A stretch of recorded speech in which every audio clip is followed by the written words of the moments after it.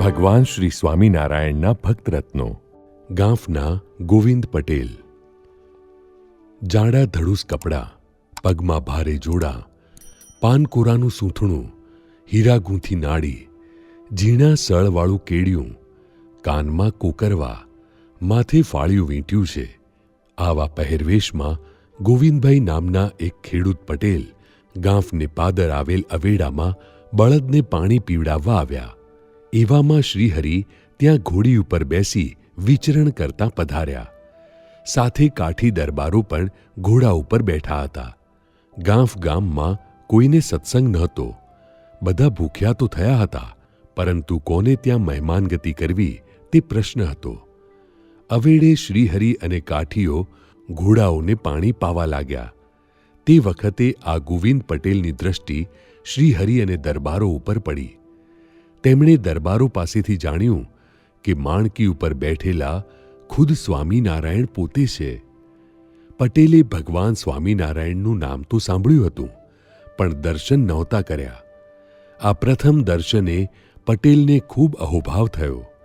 વંદન કરી પટેલે શ્રીહરિને પોતાના ઘરે ઉતરવા આગ્રહ કર્યો, પરંતુ અંતર્યામી શ્રીહરિ આનાકાની કરવા લાગ્યા.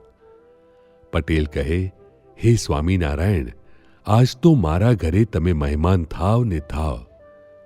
શ્રીહરિએ દરબારો સાથે મસલત કરી. સૌને કકડીને ભૂખ લાગી હતી, એટલે અહીં ભોજન લેવાનું નક્કી કર્યું. શ્રીહરિએ પટેલને કહ્યું, અમે બપોરનું ભોજન તમારે ત્યાં લઈશું. આ સાંભળી પટેલ તો રાજી રાજી થઈ ગયા. તેમણે શ્રીહરિ અને કાઠી ભક્તોને ખૂબ ભાવથી પોતાને ઘરે પધરાવ્યા. શ્રીહરિ માટે ઢોલિયો ઢળાવીને ઉપર ગોદડું પાથરી આપ્યું તથા ઘોડાને ગમાણે બંધાવ્યા ને ઘાસ નખાવ્યું. પટેલ હરખાતા હરખાતા ઘરમાં ગયા અને પટલાણીને કહ્યું, આપણે ઘરે સાક્ષાત સ્વામિનારાયણ પધાર્યા છે, તેમને માટે લાપસીના આંધણ મૂક. આ સાંભળી પટલાણી લાકડાનો દંડો લઈ પટેલની પાછળ દોડી અને કહેવા લાગી, મર મારા પીટ્યા, તું તો આવા કેટલાય ભટકતા લોકોને લઈ આવીશ. મારે નવરાશ નથી, હું રસોઈ નહીં કરું. બહાર ઓસરીમાં બેઠેલા શ્રીહરિ અને કાઠી ભક્તોએ આ બધી રકઝક સાંભળી. સૌને થયું કે આપણા ડેરા અહીંથી ઉઠશે, ભૂખ્યા જવું પડશે. થોડી વાર પછી પટેલ ઓરડામાંથી બહાર આવ્યા અને શ્રીહરિના ઢોલિયા પાસે આવીને સૂનમૂન બેસી ગયા. શ્રીહરિએ પૂછ્યું, પટેલ, રસોઈનું કેમ છે? પટેલ કહે, સ્વામિનારાયણ મહારાજ, ઘરનું માણસ ક્લાંટ છે. આ સાંભળી અંતર્યામી શ્રીહરિ મંદ મંદ હસવા લાગ્યા અને બોલ્યા, ત્યારે હવે અમારે જ આમાં ભળવું પડશે. એમ કહી શ્રીહરિ ઢોલિયેથી ઉતર્યા અને ઘરમાં પધાર્યા. અહીં પટલાણી વટમાં બેઠા હતા. શ્રીહરિ તો તેની પાસે જઈને કહેવા લાગ્યા, ઓહોહો, આ તો કેશવ પટેલની દીકરી રૂડી.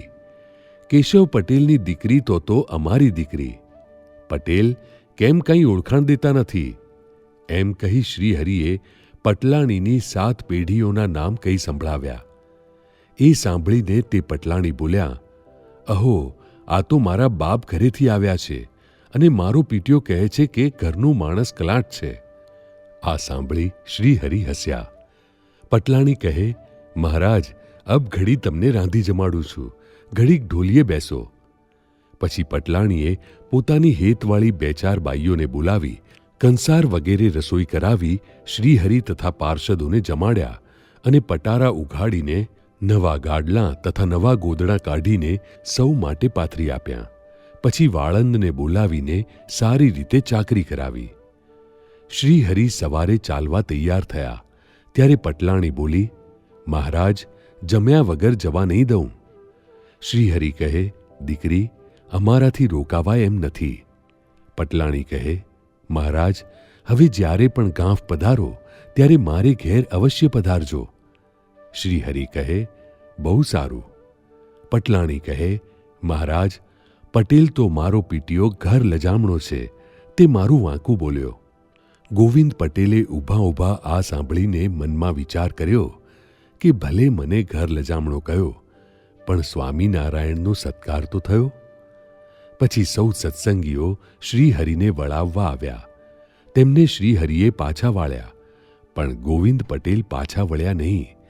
પટેલને એમ કે શ્રીહરિ પાસે કાયમ માટે સાધુ થઈને રહી જાઉં, જેથી બૈરાની કચકચ સાંભળવી ન પડે. શ્રીહરિએ કહ્યું, પટેલ, હવે પાછા વળો. આ વખતે તો જેમ તેમ પાર પડ્યું, નહીતર તમને માર પડત, એમ કહી હસવા લાગ્યા.